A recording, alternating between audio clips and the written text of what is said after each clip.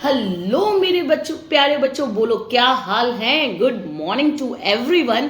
और आज मैं थोड़ा सा वार्म अप करके एक्सरसाइज करके आज आपके लिए, क्योंकि बच्चों के कमेंट आ रहे हैं मैम जल्दी जल्दी अपलोड कर दो, हमारे एग्जाम आने वाले हैं, तो I skipped my exercise and warm up. और आपके लिए मैं आज सुबह सुबह आ गई हूँ, अर्ली मॉर्निंग है, तो फटाफट लग जाते हैं हमारे सेक्शन ए। हम पहले सब चैप्टर्स के कंप्लीट, सारे पेपर्स के कंप्लीट कर लेते हैं। तो पेपर 1 कंप्लीट हो चुका है सेक्शन ए के लिए, पेपर 2 कंप्लीट हो चुका है ए बी दोनों के लिए, और सी डी ई मतलब आपका पेपर नंबर 3, 4, 5, 6 वो आज हम एक साथ कर देते हैं। ठीक है, तो आ जाओ मेरे साथ फटाफट। पर मैंने एक चीज देखी है, आप मांग तो रहे हो कि मैम ये चढ़ाओ, सर ये चढ़ाओ, पर मेरे को ये समझ में नहीं आ रहा कि अगर मैं अपना चैनल जाके एनालाइज करती हूँ तो आप लोग का रिटेंशन कम है। तो आप क्या मतलब पीछे जाके पूरा वीडियो स्किप करके सिर्फ आंसर देख लेते हो? I don't know. तो खाली आप मुझे कमेंट करके बताना। और अगर आपको, मैं तो आपको खाली शॉर्टकट बता रही हूँ, अगर आपको आंसर ही देखना है तो आप रील्स में भी देख सकते हो, हम आंसर्स के 1 शॉट भी चढ़ा रहे हैं। ठीक है। और बच्चों, हमने आज एक डिसीजन लिया है मैनेजमेंट में बैठ के। तो वो डिसीजन ये है कि अगर आपको कोई चैप्टर बिल्कुल नहीं आता है, आप जीरो हो उसमें, पर एग्जाम में उस चैप्टर का weightage 10 marks, 12 marks, 15 marks, whether it is accounts, whether it is statistics, सब आपके कमेंट के ऊपर डिपेंडेंट है। तो अगर आप कमेंट में हमें बताएंगे कि कौन से चैप्टर्स का, कौन सा सब्जेक्ट, कौन से चैप्टर का 1 शॉर्ट वीडियो आपको चाहिए। ठीक है, जैसे अकाउंट्स का फाइनल अकाउंट हो गया, 11 मार्क्स के, कंपनी का हो, पार्टनरशिप का हो, कंपलसरी आता ही है। अगर आपको नहीं आता है और आपको उसका 1 शॉर्ट वीडियो चाहिए कि भाई मैं 1 घंटे का वीडियो देख लूं, मेरा 11 नंबर का चैप्टर रेडी, ठीक है, तो आप मुझे कमेंट में लिख दो। तो आप अगर अच्छे कमेंट आए तो मैं सर को बोलूंगी कि आप लाइव चला दे। ठीक है, लाइव ले ले। और लाइव में एक और अच्छी चीज होगी कि आप इंटरेक्ट कर पाओगे अच्छे से सर के साथ। ठीक है, और अगर थोड़े बहुत कमेंट आए 50, 60, 70, तो फिर मैं 1 शॉट वीडियो चढ़ा दूंगी। ठीक है, लेकिन अगर बहुत ज़्यादा ही अच्छे कमेंट आए तो हम 1-to-1 सेशन भी ले सकते हैं। ठीक है, तो मैं यही चाहती हूँ कि आप मेरे साथ लगे रहो, बने रहो, हम आपके लिए हर तरीके से मदद करने के लिए तैयार हैं। बस आप हमें रिप्लाई करो कि ये वाला सब्जेक्ट, ये वाला टॉपिक मैम आप 1 शॉट में दे दीजिए, या पवन सर का आपको वीडियो चाहिए, या मिथुन सर का कोई 1 शॉट, 1 टॉपिक का पूरा 1 शॉट चाहिए एक चैप्टर का, तो वो आप मुझे कमेंट में बता दीजिए। तो मेरे को, मैं ये मान लूँ, क्योंकि ये वीडियो वैसे भी शॉर्ट होता है सेक्शन ए, तो मैं ये मान लूँ कि इस वीडियो के कमेंट में कम से कम मुझे 200 कमेंट चाहिए। अगर 200 कमेंट जितने आए तो आपका 1 शॉट लाइव वीडियो चला दूंगी। और गारंटी के साथ कह सकती हूँ कि पवन सर जो प्रोबेबिलिटी, वो मेरे भी गुरु हैं, तो जो प्रोबेबिलिटी एक बार उन्होंने पढ़ा दी, क्योंकि बच्चों का डर प्रोबेबिलिटी में होता है। दूसरी बात, आप प्रोबेबिलिटी का चैप्टर छोड़ नहीं सकते हो। रीजन सब जगह कहीं ना कहीं तो अटकेगा ही अटकेगा, आपका छोड़ तो सकते ही नहीं है। 10 से 12 मार्क्स का क्वेश्चन है, कहीं ना कहीं तो अटकेगा ही अटकेगा। ठीक है, तो अगर आप प्रोबेबिलिटी, देखो मैं सर के टॉप सीक्रेट बता रही हूँ, सर को बताना मत। ठीक है, वैसे सर सब में जीनियस है, पर सर के जो बेस्ट है, जो लोग इगरली वेट करते हैं सर से पढ़ने के लिए, जो टॉपिक, वो है प्रोबेबिलिटी, फाइनल अकाउंट कंपनी का, और फाइनल अकाउंट पार्टनरशिप का, ये, और नॉर्मल डिस्ट्रीब्यूशन। ये 4 टॉपिक तो ऐसे है ना कि अगर आपने सर को ध्यान से सुन लिया ना, सिर्फ पवन सर को, तो मैं आपको गारंटी देती हूँ कि आपको किसी भी आप टीचर को, ये अपने टीचर को वो वीडियो भेजोगे, सर ये वाला देखो, आपको पता चलेगा कैसे पढ़ाना है। तो एक और सीक्रेट बताती हूँ, जो मैं पढ़ाती हूँ ना, प्रोबेबिलिटी और नॉर्मल डिस्ट्रीब्यूशन, आपका फाइनल अकाउंट तो नहीं, अकाउंट्स में मैं मास्टर हूँ। अकाउंट्स में किसी की, मेरे तरीके अलग है अकाउंट्स में, लेकिन जो मैं प्रोबेबिलिटी और नॉर्मल डिस्ट्रीब्यूशन पढ़ाती हूँ, वो मैं भी सर का ही तरीका पढ़ाती हूँ। तो आपको बहुत जगह हम दोनों का थोड़ा थोड़ा सिमिलर भी लगा होगा। रीज़न, मैंने उनके मेथड्स को चुरा लिया है पढ़ाने के। तो आप भी चाहें तो अपने टीचर्स को वो वीडियो भेज सकते हैं ताकि वो भी वो मेथड चुरा ले और आने वाले बच्चों का भविष्य सुधर जाए। तो ठीक है, तो मेरे कहने पर अगर आपको अच्छा लग रहा है आप पहले उनके वो वीडियोस देख लीजिए जहाँ जिन चैप्टर्स में जिन सेक्शन में प्रोबेबिलिटी वगैरह अटकता है, और उसका फिर आपको वन शॉट वीडियो चाहिए और लाइव चाहिए तो आप मुझे क्या लिखेंगे, कमेंट लिखेंगे। सुबह सुबह बहुत लंबी बात कर लिया, फटाफट आ जाते हैं काम पे। ये प्रोडक्टिव आवर्स नहीं होते हमारे जो हम शुरू शुरू में बात करते हैं, तो 5 मिनट हमने वेस्ट कर दिए। वेस्ट नहीं, ठीक है, मैंने आपको इंफॉर्मेशन दी है। अभी आ जाओ फटाफट दौड़ कर, कहां पर, स्क्रीन पर, माय कॉपीराइट स्टेटमेंट। चलो आ जाओ, चलो स्टार्ट करते हैं। स्क्रीन पर आ जाओ फटाफट। Paper number 3 section A, what is the interest on drawing for drawing, what is the interest on drying of partner for a partner. तो कल मैंने आपको कैपिटल का बताया था, तो कैपिटल का क्या बताया था, पार्टनर के लिए इंटरेस्ट ऑन कैपिटल, कंपनी के लिए खर्चा होता है, पार्टनर के लिए इनकम होती है। तो ड्राइंग का रिवर्स, ड्राइंग मतलब होता क्या है पहले ये बता दो। पॉज करो वीडियो को and right in the comment what is the meaning of drawing. Drawing मतलब पार्टनर जो अपने पर्सनल यूज के लिए फर्म से लेकर जाता है। तो अगर वो लेकर जा रहा है, इंजॉय कौन कर रहा है पैसे को, पार्टनर इंजॉय कर रहा है, तो इंटरेस्ट ऑन ड्राइंग देगा कौन, पार्टनर देगा। किसको देगा, पार्टनरशिप फर्म को। बेटा आपको दोनों को अलग अलग मानना है एज पर अकाउंटिंग प्रिंसिपल्स, जो बोलते हैं separate business separate legal entity. तो बिजनेस एक सेपरेट लीगल एंटिटी है और ओनर अपने आप में अलग व्यक्ति है, आर्टिफिशियल पर्सन है बिजनेस। तो अगर आर्टिफिशियल पर्सन है तो आप अगर घर पे पैसा इंजॉय करने के लिए लेके जा रहे हो तो उस पर इंटरेस्ट ऑन कैपिटल पार्टनर को चुकाना पड़ेगा। तो पहला आंसर होगा एन एक्सपेंस। तो पहला आंसर होगा इट इज एन एक्सपेंस। ये वाला कलर ले लेते हैं हम, ठीक है। चलो नेक्स्ट, पार्टनर के लिए एक्सपेंस होगा और कंपनी के लिए income. Okay, the capital proportion of A B C is 3:1। The divisible profit is 1,32,000। What will be the profit of C. Very good, it's too easy. 1,32,000। अच्छा ये तो कैपिटल प्रपोर्शन है, ध्यान से पढ़ना, आप लोग पढ़ते नहीं हो एग्जाम में ध्यान से। तो ये तो कौन सा प्रपोर्शन है, कैपिटल प्रपोर्शन है। तो कैपिटल प्रपोर्शन से मतलब नहीं होता, आपको डिवाइडेड बाय 3 कर देना। तो करो फटाफट, 3 4 12, 3 4 12, तो 44,000 इज योर आंसर, ठीक है। डिवाइडेड बाय 3 करना। ये जो प्रपोर्शन दे रखा है ये कैपिटल प्रपोर्शन है। आपको तो प्रॉफिट शेयरिंग रेशो दे चाहिए, वो है ही नहीं। तो जब कुछ नहीं होता तो हम क्या मान लेते हैं, 1:1:1।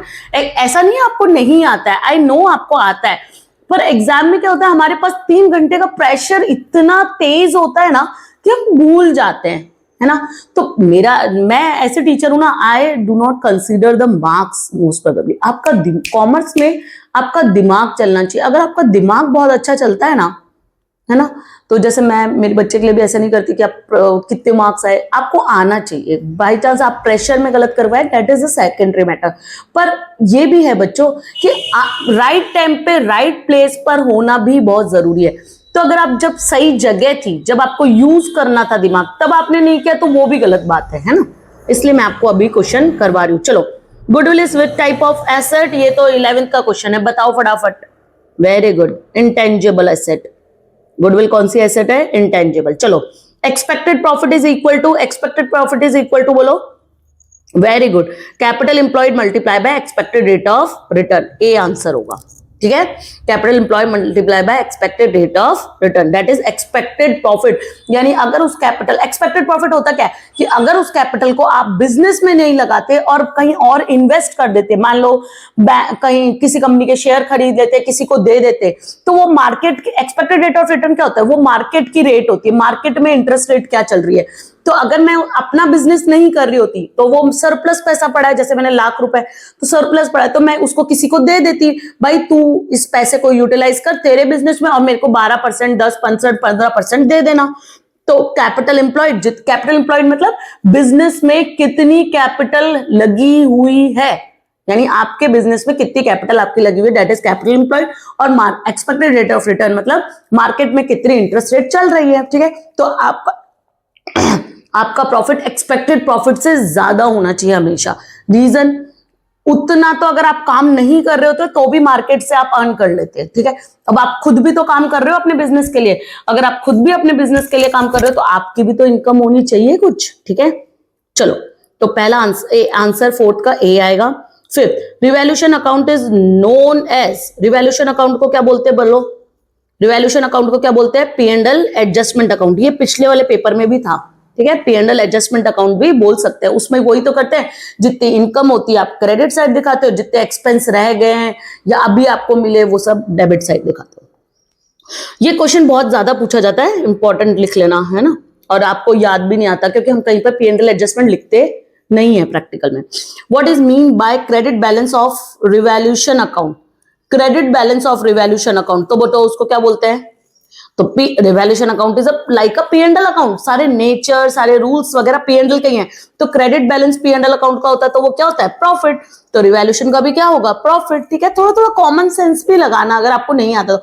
मैं खुद ये बोल रही हूँ कि जरूरी नहीं हमको 20 के 20 क्वेश्चन आते हो, पर हम कॉमन सेंस लगा के, क्योंकि हमने पूरी बुक तो की है ना, तो कॉमन सेंस लगा के भी आधे से ज्यादा क्वेश्चन सॉल्व कर सकते हैं। ठीक है, चलो। Goodwill appearing in the book at the time of admission of a new partner is recorded as debited to old partners capital in their old profit sharing ratio and goodwill account is credited।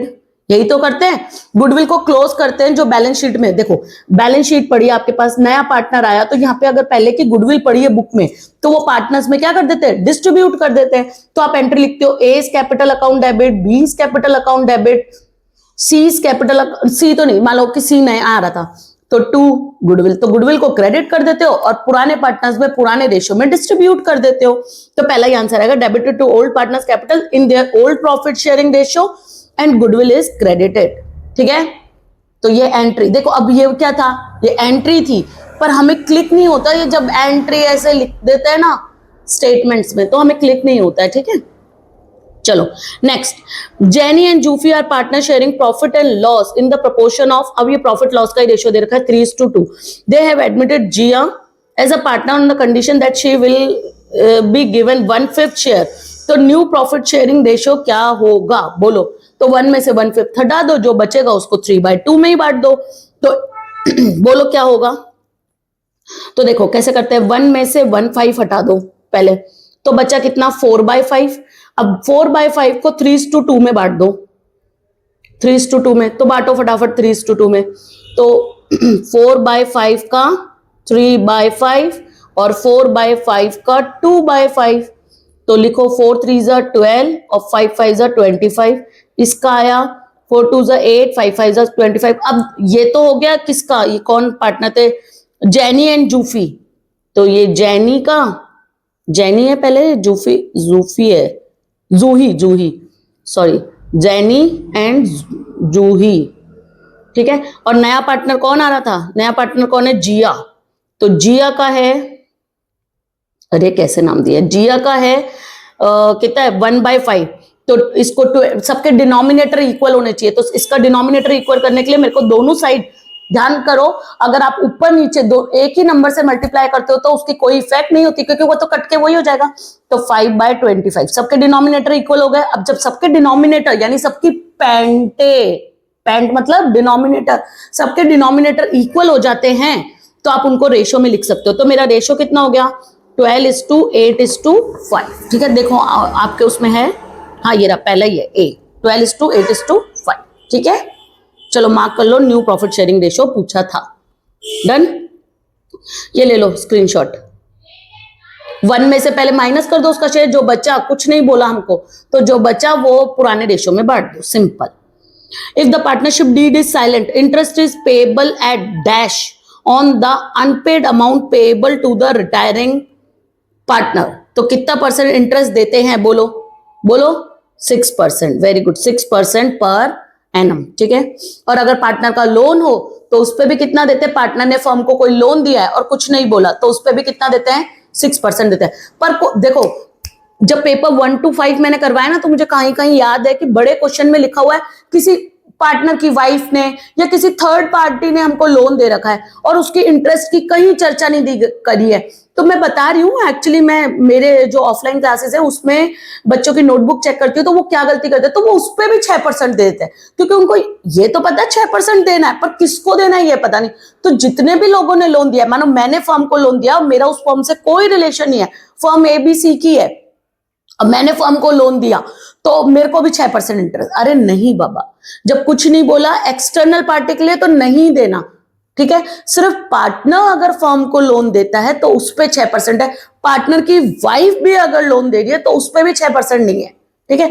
और एक ये जो ये है, if the मतलब retiring partner को जो पैसा देना है और अगर आपने मतलब रख रखा है पैसा तो उस पे भी आपको 6% देना है। चलो, eight the time of dissolution of firm given unrecorded asset 50,000 to a creditor of 70,000 for his dues, then by which amount will cash account be credited? Cash account कितने अमाउंट से क्रेडिट होगा बताओ।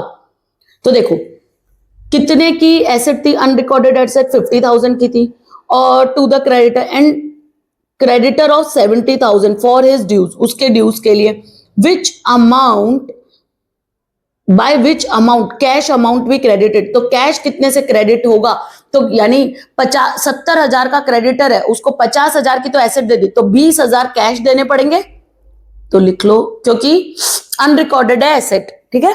तो 20,000 रुपए अमाउंट आएगी, 70 minus 50, ठीक है।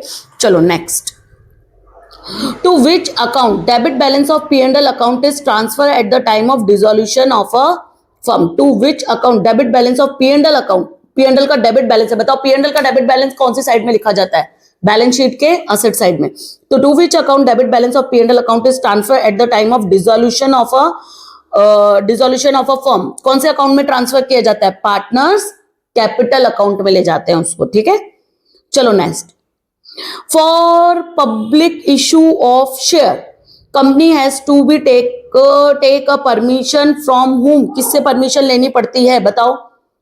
Public issue करना है तो किससे परमिशन लेनी पड़ती है, सेंट्रल गवर्नमेंट स्टेट गवर्नमेंट का कोई रोल नहीं होता, अगर शेयर वेयर का सब काम है तो वो कौन करता है, सेबी करता है, तो आंसर आएगा सेबी, ठीक है। शेयर्स का सब काम कौन करता है, सेबी करता है। At what maximum rate of percentage for premium of the face value of share can be declared by the company on issue of share, तो मैक्सिमम रेट ऑफ प्रीमियम कितना होता है बताओ फटाफट, maximum of rate of premium, तो कोई limit नहीं है। आपको पता है अभी तो शेयर कितना बूम जा रहे हैं, सारे शेयर्स के प्राइसेस क्या जा रहे हैं, हाई जा रहे हैं, पर क्या कंपनी जब आई थी मार्केट में तो उनका फेस वैल्यू भी वही था, नहीं, ठीक है। तो प्रीमियम पर कोई लिमिट नहीं होती है। 13, विच type of account premium on redemption of debenture account is, premium on redemption of debenture account कौन सा है बोलो, पर्सनल अकाउंट। 3 टाइप के कल अकाउंट बताते हैं, पर्सनल अकाउंट और इम्पर्सनल अकाउंट। इम्पर्सनल को अगेन 2 भागों में बांटा गया है, रियल और नॉमिनल, तो ये कौन सा है आपका पर्सनल अकाउंट है, premium on redemption of debenture, क्योंकि हमें डिबेंचर होल्डर को पे करना पड़ता है। डिबेंचर होल्डर एक पर्सनल व्यक्ति होगा, कोई ह्यूमन होगा जिसने कंपनी के डिबेंचर खरीद रखे हैं, तो वो उसका आंसर क्या आएगा, पर्सनल अकाउंट, ठीक है। To which basis mostly all share holders take their investment decision, on which basis mostly all the share holders take their investment decision, तो किस बेसिस पे आपको किसी कंपनी में इन्वेस्ट करना है, मैं आपको बोल रही हूँ आप मेरी कंपनी में पैसा इन्वेस्ट कर दो, तो आप किसके बेसिस पे लोगे, मैं कितना अर्न कर रही हूं उसके बेसिस पे नहीं, मेरे अर्न करने की कैपेसिटी कितनी है, मतलब हो सकता है ना आपका पैसा लगाने के बाद में ज्यादा, अभी मेरे पास पैसा ही नहीं है तो मैं अर्न नहीं कर पा रही, पर if I have a capacity to earn a lot, तो आप सोचोगे नहीं नहीं फ्यूचर में ग्रोथ करेगी मैम की कंपनी, तो हम पैसा लगा देते हैं, तो ऑन अर्निंग कैपेसिटी, ठीक है। तो आप तैयार हो मेरी कंपनी में पैसा लगाने के लिए, तैयार हो तो लिखो अमाउंट, कितनी अमाउंट आप मेरी कंपनी में लगाने के लिए तैयार हो, ठीक है। फाइनल अकाउंट्स भेज दूं पहले, ओके ठीक है, मजाक करते हो सुबह सुबह, काश ऐसा हो। चलो, इन अ कंपनी अमाउंट, सब यूट्यूब वीडियो बनाने लग जाएंगे फिर सारे कंपनी वाले, बोले लो रितु मैम को है ना यूट्यूब वीडियो पे 10 करोड़ का फंडिंग मिला, तो कल से एक काम करो, ये वाली स्ट्रैटेजी अपनाओ, demand for investment on YouTube channel और यूट्यूब का ही मुझे बंद कर दे। चलो, in a company amount of cost of goods sold, COGS, cost of goods consumed, sorry, of a current year is 3,30,000 and in which 10% increase with the comparison to the previous year। देखो ये इस साल का है current year का, और previous year के comparison में, ये वाला मैंने अपने पेपर 1 में भी आया था, प्रीवियस ईयर के कंपैरिजन में कितना बढ़ा है, 10% बढ़ा है। Then how much cost of consume in the previous year, तो ये जो 3,30,000 है, याद आया याद आया, वेरी गुड, मेरी हंसी देख के। ओके, तो ये किसके बराबर है, 110 के बराबर है। तो 100, क्योंकि ये करंट ईयर का है तो इसमें जो 10% बढ़ा हुआ है वो भी इंक्लूडेड है, समझ रहे हो। बेस ईयर को 100 मान लो, तो इस साल 10% बढ़ा है, तो बेस ईयर 100 होता है, 10% बढ़ा तो 100 का 10% कितना होता है, चलो निकालो, कैलसी से निकालो, कैलसी से निकालो 100 का 10%, निकाल भी रहे हैं आधे तो। 100 का 10% 10 रुपए होता है, तो 10 रुपए बढ़ा तो 110 हो गया। तो ये करंट ईयर की प्राइस है, यानी ये 10 रुपए से बढ़ी हुई है, तो डिवाइडेड बाय 110, और आपको प्रीवियस ईयर की चाहिए इसलिए इंटू 100। तो बोलो कितना अमाउंट आएगा, 3 लाख आता दिखता है, वेरी गुड, क्योंकि 3 लाख का 10% होता है 30,000, तो करंट ईयर में हो जाएगा 3,30,000। ओके, चलो next, for which of the following ratio is revenue based profitability ratio, for which of the following ratio is revenue based profitability ratio। अच्छा, revenue based profitability ratio कौन सा है बताओ, ये तो सिंपल है एकदम। P&L अकाउंट बनाते क्यों, ताकि हमको कंपनी की प्रॉफिटेबिलिटी का पता चले। जैसे मैं आपको बोल रही हूँ मेरी कंपनी में इन्वेस्ट करो, तो आप क्या बोल रहे हो कि मैम आपकी कंपनी के फाइनल अकाउंट भेज देना। क्यों देखना है फाइनल अकाउंट, क्या रीजन है, because you know want to know my profitability, तो नेट प्रॉफिट रेशियो, ठीक है। Next, working capital means, working capital means current asset minus current liability. तो difference between current asset and non, अरे क्या पढ़ रही हूँ, current asset minus current liability कहाँ है, लास्ट वाला है, difference between current asset and current liability. D, working capital means working capital is equal to current asset minus current liability, simple. How many activities, cash flow, अरे यार इतना simple question कौन पूछता है, how many activities are there in cash flow statement, 3, कौन कौन सी, लिखो, pause करके लिखो। अगर अभी भी नहीं लिखा ना तो कल से वीडियो बनाने बंद, ना तो आप मुझे देख रहे हो, ना पूरे वीडियोस को, ठीक है, ना सब्सक्राइब कर रहे हो, और ऊपर से मैं आपका लिए टाइम वेस्ट करूं, ना पढ़ रहे हो, तो सब्सक्राइब नहीं कर रहे हो, पूरे वीडियो नहीं देख रहे हो, लेकिन कम से कम पढ़ो तो सही, ठीक है। चलो, ऑपरेटिंग एक्टिविटी, फाइनेंसिंग एक्टिविटी और इन्वेस्टिंग एक्टिविटी, तो 3 होती है, 19 पर 3 आएगा। चलो, increase in current asset and decrease in current liability, current asset increase हो रही है, करंट लायबिलिटी डिक्रीज हो रही है, तो दोनों ही कौन है, करंट एसेट इंक्रीज हो रही है और करंट लायबिलिटी डिक्रीज हो रही है, तो दोनों, both are cash outflows, both are cash outflows, ठीक है, अंडरस्टूड। ये उसमें ऑपरेटिंग में आप नीचे 4 लिखते हो ना, तो लायबिलिटी साइड में मैंने याद करने का एक क्वेश्चन में करवाया भी था, याद करने का बताया था, एक याद कर लो। तो करंट एसेट आपकी क्या हो रही है, डिक्रीज हो रही है, तो प्लस करना होता है, तो वो इनफ्लो हुआ ना, ठीक है। अब करंट एसेट आपकी बढ़ रही है, इंक्रीज हो रही है, तो माइनस होगा।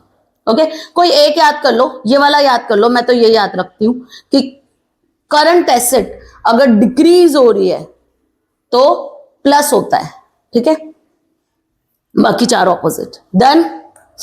तो अगर इसमें से आपको कोई भी आंसर समझ में नहीं आया तो आप मुझे कहां लिखेंगे, कमेंट में लिखेंगे।